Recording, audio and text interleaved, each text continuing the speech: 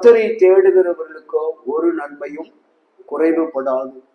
உங்கள் நம்பிக்கை ஆண்டவர் மேல இருக்கணும். நம்பிக்கையோடு ஜெபிக்க வேண்டும்.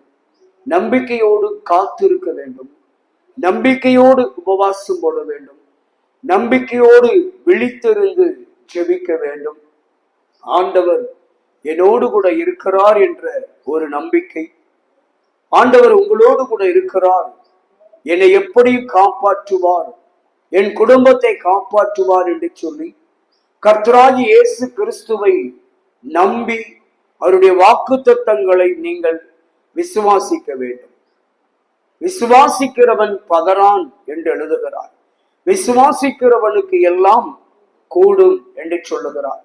விசுவாசத்தினால் நீதிமான் பிழைப்பான். விசுவாசிப்பதனால் பிணியாளிகள் என்ன செய்வார்கள்? ரட்சிக்கப்படுவார்கள்.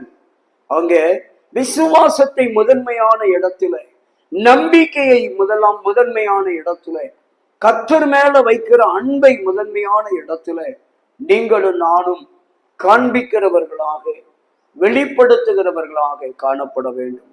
எல்லா வார்த்தைகளையும் விசுவாசிக்க வேண்டும். தேவனுடைய வார்த்தைகள், மனுஷனுடைய வார்த்தைகளை அல்ல, மனுஷனுடைய கோட்பாடுகளை அல்ல, தேவனுடைய வார்த்தைகளை, தேவனுடைய வசனங்களை, கோட்பாடுகளை நீங்களும் நானும் விசுவாசிக்க வேண்டும், நம்ப வேண்டும்.